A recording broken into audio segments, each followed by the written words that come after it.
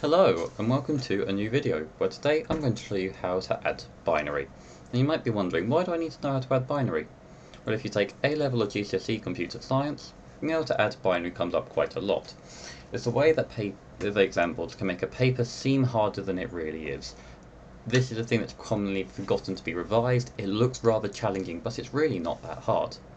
And if you don't take computer science at school, well, I would deem being able to add binary an essential life skill. So let's get started. First I'm going to show you a couple of rules I think you need to know, and then we're going to do two sample questions, one with 2 numbers and one with 3 numbers. So here we go. You're going to need to know how that binary is powers of 2. It means we go up in 1s, 2, then 4, 8 and so on. And then let's draw ourselves a table. To represent a number, so if we want to represent 1, we put a 1 in the first column. If we want to represent 2, well, we want to have a 1 in this column, so we put a 0 down and then a 1. And so on. If you want 4, this is a 0, then a 0 and a 1. That's how you turn things, almost turn numbers on, as in, or enable the number. If we then wanted to, let's say, have 3, well, that's made up of 1 and 2. So we put a 1 down, a 1 down, a 0 and a 0. I'm assuming you kind of already know how binary works. And this video will just be focusing on adding the numbers. But that was just a quick reminder.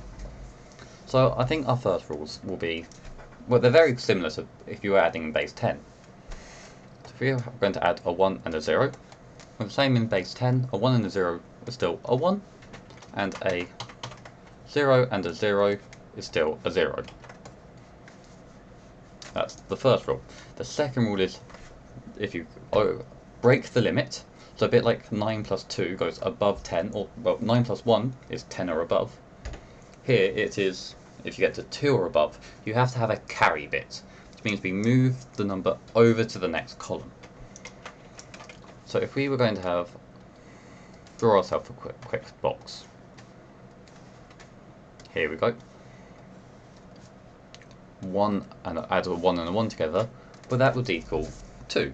We can't have 2 in binary, we can have 0 or 1. So what we do is we put down a 0, and then we carry the bit across to the next row. This row only has 0s in, so we can put that down. As you can see, if we fill out the table, that is 2, so that works. And if we had 3 numbers, or 3 1s, because let's say we carried the bit over, and then there were suddenly 3 numbers in here, well, that's fine. A bit like if you were adding 9 and 2, you would get 11. Here, we would get 2 and then another 1, so 3. You could put a 1 down, and then we carry over a 1. And as you can see in our table, a 1 and a 1, well, that's 3, so it worked. So let's do a couple of practice questions. The first important thing to do, I always find, is to draw ourselves a table, or at least lines to help separate where you're putting your numbers. So we are going to draw out ourselves a little, it doesn't have to be neat, just quickly throw down some lines. And let's say if we were going to add 0, 1, 1, 0, 1, and let's say we're going to add 1, 1, 0, 0, 0, and then let's put some things in the last row. Here we go. And we're going to draw a line under that. So it's really simple, following our rules from earlier. 0, 1, well, that's still a 1, so that's fine. 1 and a 1, well, we remember from earlier we have to carry a bit over. So we're going to put down a 0. And we carry a bit across. But as you can see, it's now 0, 1, 1. So that makes 2. And we can't have 2 in a row, we can only have up to 1. So what we do is we put down our 0 and we carry the bit over. And as you can see, 0 and a 0 and a 1, well, that's still a 1, that's a 1, and that's a 1. So we get 3 1s, 2 zeros, and then another 1. So that's fine, that's adding 2 numbers together. That's rather simple. Just put a plus there. So that follows all of the rules we had earlier. And we can fairly easily turn that back to a number if we wanted to just put a table over the top of it, so you can see 2, 3. Just raise those numbers a bit higher, so 1, 2, 4, 8, 16, 32.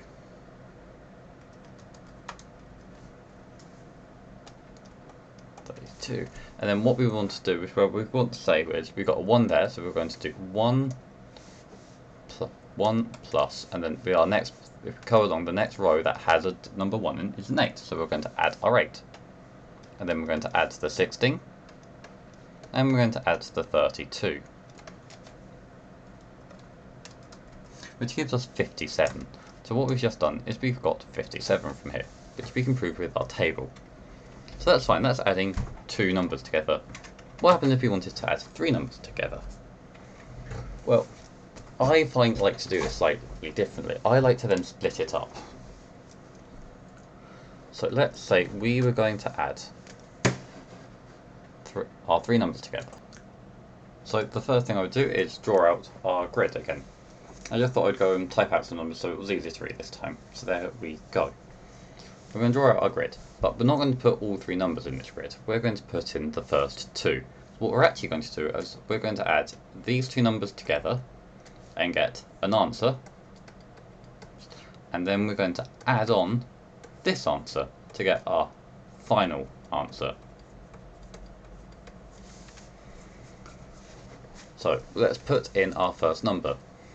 We're going to go 1, 0, 0, 0, and 1, 0, 1, 1. And we'll draw a line under it. And let's add these together. So we'll put a plus sign. So that's going to be 1 plus a 1, 2. So we put a 0 down, carry the 1.